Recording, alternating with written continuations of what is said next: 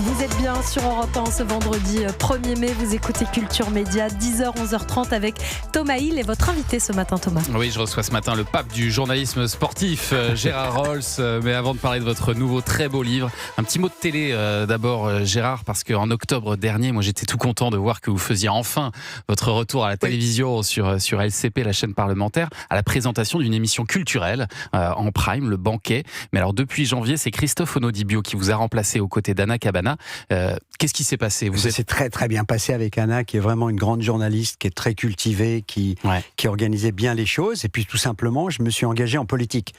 Et donc, dans la campagne de Christian président, Emmanuel Kessler me dit: Gérard, tu peux pas à la fois présenter le banquet et en même temps t'engager, parce que je me suis engagé auprès de Christian Estrosi à Nice. Ouais. Alors non pas pour faire de la politique, mais simplement pour être Monsieur Jeux Olympiques à Nice.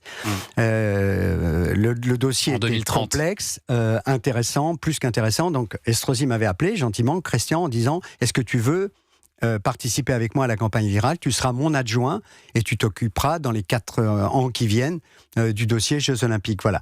Donc on a été battus. On a un nouveau maire qui, par bonheur, conserve les Jeux Olympiques à Nice, parce que c'est quand même un truc assez extraordinaire d'avoir les épreuves de glace à Nice, voilà. Et puis j'espère aussi qu'il va offrir à ma femme un beau théâtre de 800 places, le nouveau maire, voilà, parce que c'était promis avec l'ancienne municipalité. Un beau théâtre ? Oui, parce qu'il faut reconstruire un nouveau théâtre national à Nice, voilà, pour remplacer celui qui a été détruit. Et donc Christian Estrosi, il avait promis à Muriel, ma femme d'amour, et donc Éric Ciotti, normalement, va tenir ses promesses. Et vous, alors, les JO d'hiver, est-ce que vous allez pouvoir vous en occuper un peu ou pas ? Je me suis remis au théâtre, en fait, le soir du 22 mars, comme on a été battu. Je ne suis pas l'adjoint, donc j'avais 10 directeurs de théâtre qui attendaient ma décision, parce que si j'étais adjoint, je faisais que ça, évidemment. Je me relevais les manches, on a 4 ans de travail devant nous pour préparer les Jeux. Et donc, j'ai dit oui à ces 10 directeurs, et là je viens de jouer à Tarbes par exemple, à mon spectacle sur le vélo. Je raconte l'histoire du vélo et du Tour de France. Et puis là je vais jouer Marivaux cet été, le 5 juillet. C'est marrant comme vous arrivez à passer vraiment d'une casquette à l'autre, Gérard Rolls. Multifonction, multi-passion. Et la télé alors, parce que là vous aviez fait un retour pendant quelques semaines. Il est possible que ça revienne, parce qu'Emmanuel Kessler, le président, m'a fait une proposition, et donc pour LCP toujours. Oui, voilà, et je trouve ça intéressant justement de m'occuper de culture. Sport et culture sont les 2 grandes branches de mes passions. Donc oui. Donc peut-être un retour à la télévision en septembre sur LCP. Sur un autre projet. C'est la première fois que je le dis, Thomas. On est là pour ça. Bon, et alors en tout cas, ça vous permet aussi d'écrire toujours à côté, parce que vous écrivez avec votre fils Julien Holz ces magnifiques livres, et alors celui-là est consacré aux gueules du foot, un livre avec des photos absolument dingues, des visages de victoire, des visages de sang, des coiffures, on l'a dit, improbables, dont seuls les footballeurs ont le secret. C'est l'ancien slogan de Paris Match, c'est-à-dire le poids des mots, le choc des photos. C'est exactement ce que vous faites là. C'est-à-dire choc des photos. On a travaillé pendant plus de 6 mois avec mon fils Julien pour choisir dans 11 rubriques différentes, donc comme vous le disiez, les beaux mecs, les blessures, les grandes joies, les grandes déceptions, etc. Bon. Ensuite, on a choisi plus de 200 photos iconiques qu'on a plus ou moins en tête, et qui représentent en fait des histoires. Et moi, ce que j'adore dans le sport, c'est raconter des histoires. Donc à chaque fois, on raconte l'histoire de la photo. Et il a bien fallu en choisir une photo pour cette une de votre livre. Vous avez choisi Kylian Mbappé en pleine euphorie, et comment vous avez fait pour négocier cette photo ? Moi, c'est ce que je me demande. Parce qu'avoir Kylian Mbappé en couverture de son livre, c'est pas évident, j'imagine. Oui, alors, c'est une photo publique, donc déjà, on n'a pas de problème de droit de publication. En revanche, pour avoir quand même l'autorisation, évidemment, par courtoisie, il fallait que j'aie Kylian.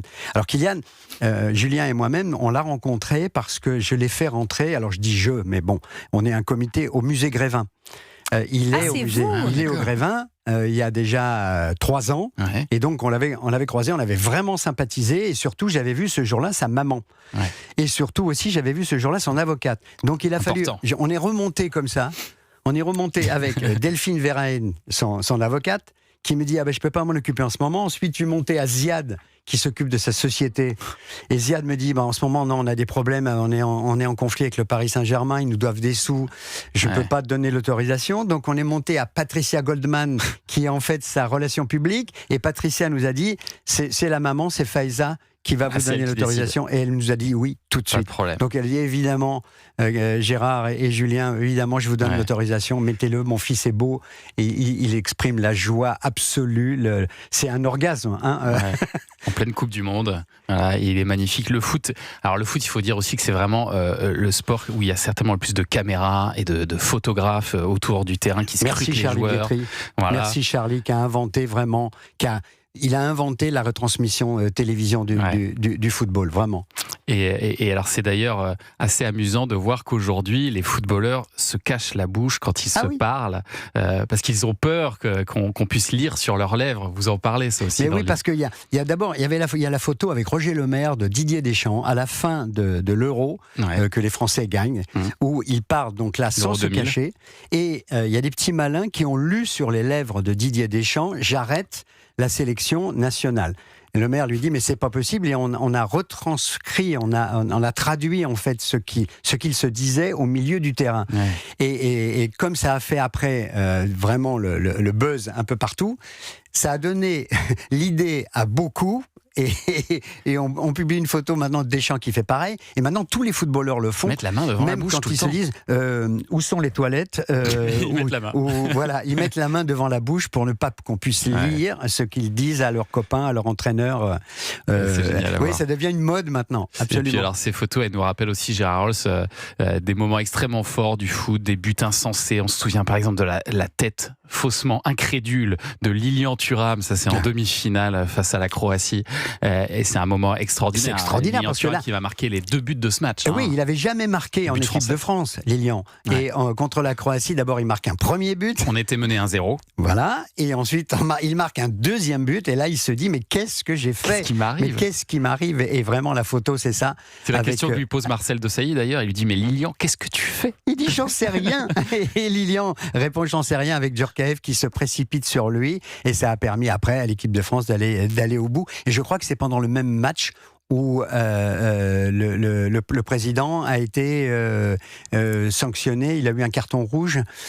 Ouais, il me semble, et ne pas pouvoir jouer après. Oui. Et puis alors il y a aussi cette superbe photo, page 210 là, je dis ça pour Anissa, qui vous les montre sur Europe 1 TV, avec toute l'équipe de France 98 sur la pelouse du Stade de France, et puis la jubilation de Jacques Chirac dans les tribunes, très heureux évidemment pour l'équipe, pour le pays, même si c'était pas un grand expert du foot, Jacques Chirac. Non, il préfère le sumo. Il m'avait expliqué qu'il se relevait la nuit pour voir les matchs de sumo à l'Élysée, Jacques Chirac, et c'est la fameuse séquence aussi où avec une caméra sur lui, il n'arrivait pas à prononcer vraiment le nom des joueurs au moment de l'énoncé de la composition, de l'énoncé de la composition de l'équipe de France. Dans ce livre, il y a à la fois des drames absolus comme le Hazel, comme des jambes brisées, comme Cissé avec la jambe de travers, et puis du bonheur absolu, quand ils ont été champion du monde à la fois en 2018 et en 98. C'est vrai que dans votre livre, Gérard Rolls, il y a aussi ces pages beaucoup plus dures, des gueules cassées, des gueules en sang. Parfois, vraiment, on souffre en voyant ces clichés, comme la blessure atroce à la jambe de Djibril Cissé, ça c'est en 2006. Contre la Chine, c'est terrible. Il a la jambe à l'envers, et il s'est remis et il a rejoué après. C'est ça aussi qui est exceptionnel. Il a la jambe complètement brisée, tout seul, sur un mauvais appui. Comme ça arrive parfois dans le gazon avec les crampons. Il y a pas que des drames dans ce bouquin, parce qu'il faut pas non plus faire peur. Non, mais il y a des gueules en sang. Il y a des grands bonheurs, comme la tête de Basile Boli. En 93. Ça, on va en parler tout à l'heure avec Redouane Bougarava, bien sûr, et qui en garde certainement un souvenir ému. Mais il y a aussi beaucoup de pages consacrées, évidemment, à Zinedine Zidane, Zizou le joueur, Zizou l'entraîneur, Zizou le donneur de coups de boule aussi. Triple vainqueur de la Ligue des Champions, quand même. avec le Real Madrid. Des C'est champions. extraordinaire, en tant qu'entraîneur. C'est le plus grand joueur qu'on ait jamais eu. Et puis la fameuse reprise de volée contre le Bayer Leverkusen, où c'est un ballet de temps en temps, c'est vrai, c'est du très grand spectacle. On vient de le vivre là avec PSG Bayern, cette semaine avec PSG Bayern. Là, c'est sans doute l'un des plus grands matchs de l'histoire du football. Peut-être avec la finale Italie-Allemagne de 1970, il y a bien longtemps, ou Séville, ou avec le France-Allemagne de Séville. Mais au moins là, c'est vrai qu'on a vécu un moment hors du temps. Et c'est vrai que le football, c'est un énorme spectacle universel. C'est ça aussi qui est formidable avec le football, c'est que tous les gamins du monde ont une fois dans leur vie fait un ballon avec des morceaux de papier et du scotch pour jouer dans la cour de l'école.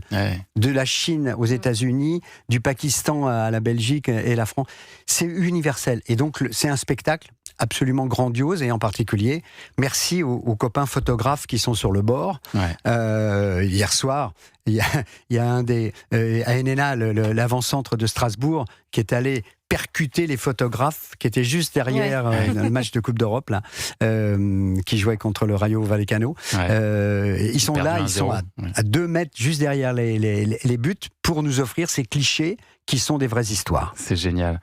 Zizou, qui sera certainement d'ailleurs le prochain sélectionneur de bleu, non ? Comment vous le sentez cette histoire ? Ça dépend un peu de notre résultat là en Coupe du Monde, j'imagine. D'abord, il le mérite. Ok, Didier va s'arrêter. Didier Deschamps va s'arrêter. Ça a été un très très très grand joueur, très grand capitaine. J'adore Didier Deschamps.